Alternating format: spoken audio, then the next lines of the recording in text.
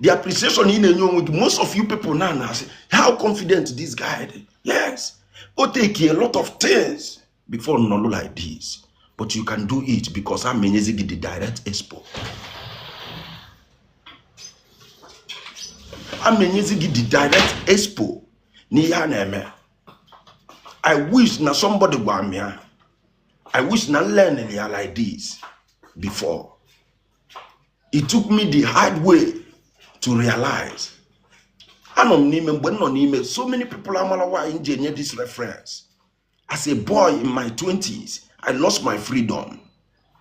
One no window I said many things to myself. Do you know that I can design a future for myself that align with my destiny? Do you know that this can now be the last time Ngabiamweba face the magistrate and I want the consequences of a young man? There were times outside, I was very, very afraid. Now I don't want to end in here. But so many of you people now fear as a fancy experiment or an experience anybody don't want to pass through. Trust me. You coming from a family, you coming from people, you coming from a loved one, people that is going to sacrifice those time. Your absence, I feel your absence from the outside world. You call it inside world.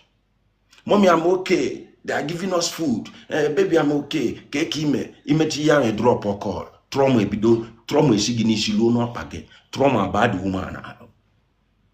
A lot of people on Ilona ge wulume because of their breadwinners are locked inside today.